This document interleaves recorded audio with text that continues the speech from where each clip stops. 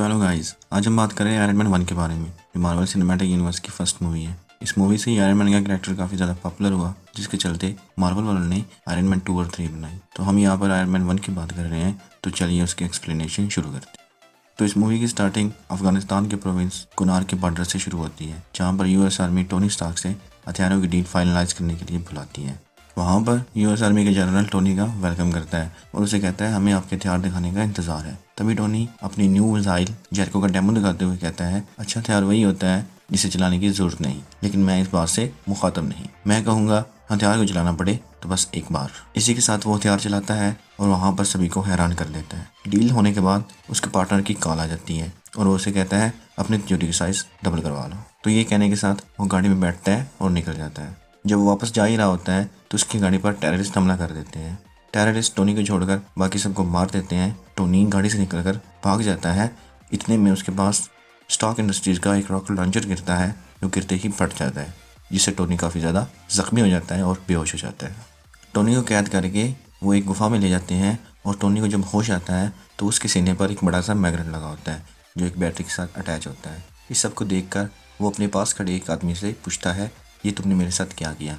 तभी वो उसे बताता है हमले के दौरान तुम्हारी चेस्ट में मेटल के कुछ पार्टिकल्स फंस गए थे, जो धीरे धीरे तुम्हारे दिल के पास जा रहे थे। उनको रोकने के लिए मैंने ये लगाया है।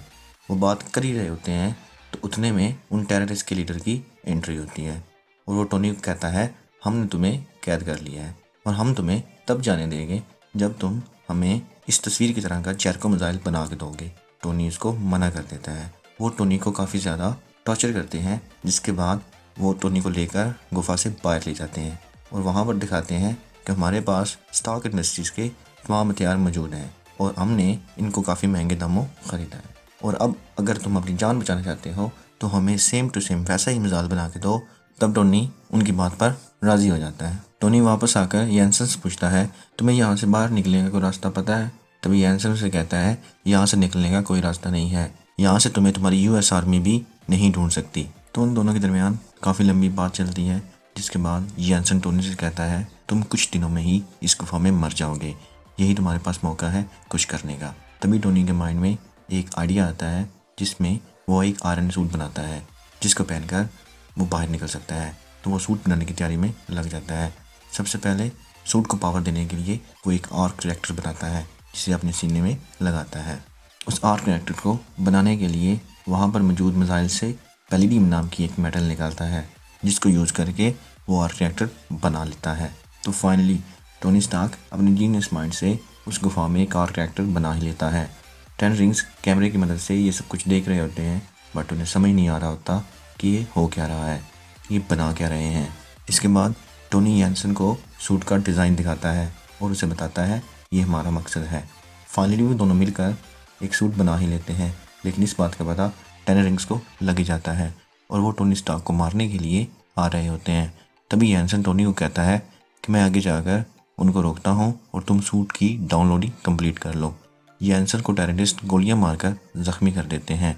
टोनी ये देखकर काफ़ी गुस्से में आ जाता है और गुफा में मौजूद सभी को मारकर बाहर निकल आता है। बाहर निकल के स्टार्क इंडस्ट्रीज़ के तमाम हथियारों को जला देता है और फिर वहाँ से रॉकेट लॉन्चर की मदद से उड़ के रेगिस्तान में बहुत दूर जा गिरता है और गिरने की वजह से उसका सूट तबाह हो जाता है और वहाँ से टोनी स्टार्क को यूएस आर्मी रेस्क्यू कर लेती है।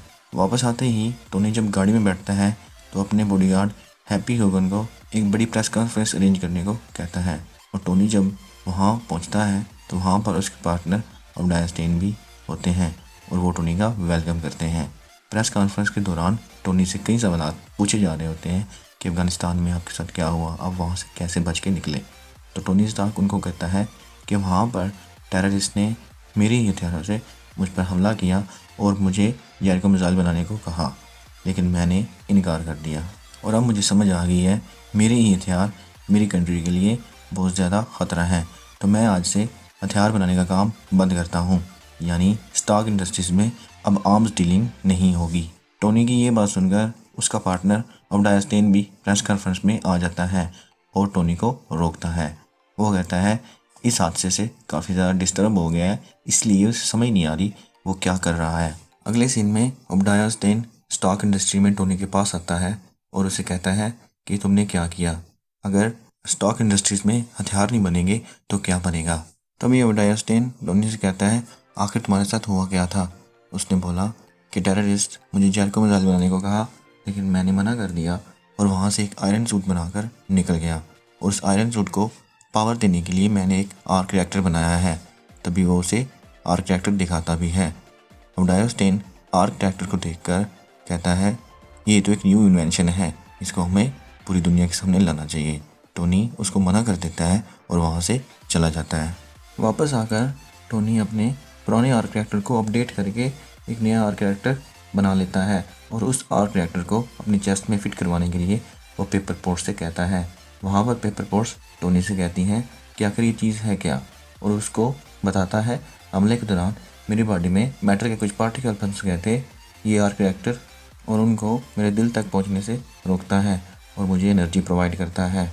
यहाँ से सीन शिफ्ट होता है अफगानिस्तान में। वहाँ पर 10 रिंग्स को टूटा हुआ मार्क 1 मिल जाता है और वो उसे अपने साथ ले जाते हैं। अब टोनी गैराज में मार्क 2 बनाने की तैयारी में लग जाता है। फर्स्ट ऑफ ऑल टोनी अपने शूज़ पर काम करता है जिससे उसे उड़ने में आसानी हो, और वो उनमें ऐसे रॉकेट्स लगाता है जो कि उसे पूरी तरह उड़ने के काबिल बनाए। वो उन रॉकेट्स की सिर्फ और सिर्फ 10% पावर ही यूज़ करता है। 10% पावर भी बहुत ज़्यादा होती है जो उसे उड़ा के गिरा देती है। टोनी अब शूज़ को थोड़ा और इम्प्रूव करता है और अब उनकी सिर्फ 1% पावर इस्तेमाल करता है, तब जाके उसको इसमें कामयाबी मिलती है। और अब वो अपना मार्क 2 रेडी कर लेता है और उस सूट को चेक करने के लिए आसमान में एक उड़ान भरता है। और उस सूट की पावर चेक करने के लिए टोनी जारविस से कहता है, जो उसका कंप्यूटर होता है, कि इस सूट में फुल पावर जनरेट कर दो, मुझे जितना हो सके उतना ऊंचा जाना है। जब टोनी स्टार्क काफ़ी ज़्यादा ऊंचाई पर चला जाता है तो वहाँ पर ज़्यादा ठंड होने की वजह से उसका सूट जमना शुरू कर देता है और उसके साथ ही उसका सूट पावर ऑफ हो जाता है। पावर ऑफ होने की वजह से टोनी स्टार्क नीचे गिरना शुरू कर देता है। थोड़ी देर बाद उसका सूट रीस्टार्ट हो जाता है, जिससे दोबारा उड़कर वो अपने घर आ जाता है। वहाँ पर टोनी देखता है कि पेपर पोर्ट्स ने उसके पुराने आर्क रिएक्टर को पैक करके उस पर लिख दिया है, Tony Stark has a heart. Tony इस आर्क रिएक्टर को देखता है और वो बहुत ज़्यादा खुश होता है। अब दोबारा टोनी अपने सूट को अपडेट करता है। अब उसे पता चल चुका होता है अब ये सूट ज़्यादा ऊंचाई पर काम करना बंद कर देता है। अब मुझे इसके मेटालिक डिज़ाइन को चेंज करना पड़ेगा। तब वो सूट में टाइटेनियम और गोल्ड की मेटल का यूज़ करता है ताकि ये सूट जब ज़्यादा ऊंचाई पर जाए तो उसमें बर्फ़ ना जमे। टीवी पे एक न्यूज़ आ रही होती है कि ओबेडिया स्टेन ने कैलिफोर्निया में एक पार्टी रखी है और वहाँ पर टोनी स्टार्क को इनवाइट नहीं किया। उस वक्त टोनी अपनी गाड़ी लेकर उस पार्टी में आ जाता है। वहाँ पर उसे पोस्ट मिलती है, वो मिल के काफ़ी बातें करते हैं और इतने में वहाँ पर एक रिपोर्टर क्रिस्टीन एवरहार्ट आ जाती है और वो टोनी को बताती हैं, जिस जैरको मिसाइल को तुमने यूएस आर्मी को बेचा था, और वैसे ही कई सारे मिसाइल अफगानिस्तान के गाँव में मौजूद हैं जो कि टेररिस्ट के पास हैं। टोनी को ये बात सुनकर बहुत ज़्यादा गुस्सा आता है।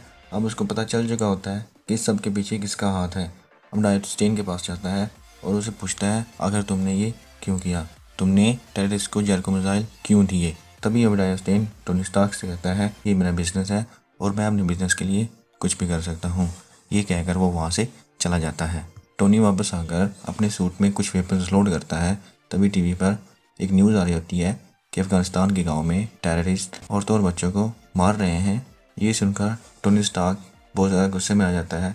वो अपने सूट मार्क 3 पर और ज़्यादा काम करता है, उसमें काफ़ी ज़्यादा अपडेशन करता है। वेपन्स लोड करने के बाद, अपने सूट को वेपनाइज करने के बाद कंप्लीट मार्क 3 को बना लेता है, जिसमें बहुत ज़्यादा एबिलिटीज़ होती हैं, और उसी के साथ वो उड़ान भरता है, अफगानिस्तान के गाँव में पहुँच जाता है। वहाँ जाकर वो टेररिस्ट पर हमला करता है और लोगों को उनसे छुड़ा लेता है। टेररिस्ट को मारकर वहाँ पर मौजूद सारे हथियारों को तबाह कर देता है। इस बात की खबर एडवर्ड एयरफोर्स कैलिफोर्निया को लग जाती है और वो इस बात का पता लगाने में लग जाते हैं कि आखिर किस जहाज़ ने हमला किया होगा। इस बात का पता लगाने के लिए कर्नल जेम्स रोड्स को अपने 2 जेट टैरेब भेजते हैं।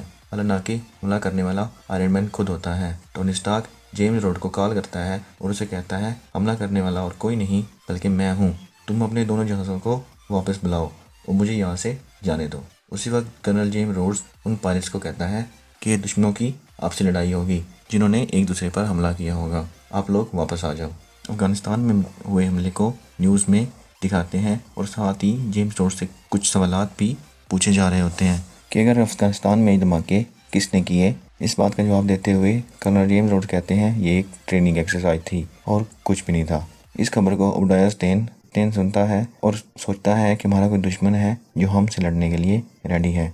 अब ओबडाया स्टेन टेन रिंग के पास जाकर उनसे मिलता है और उससे कहता है कि हमारा कोई दुश्मन है जो हमसे लड़ने के लिए रेडी है। तब वो ओबडाया स्टेन को बताता है कि वो कोई और नहीं बल्कि टोनी स्टार्क है।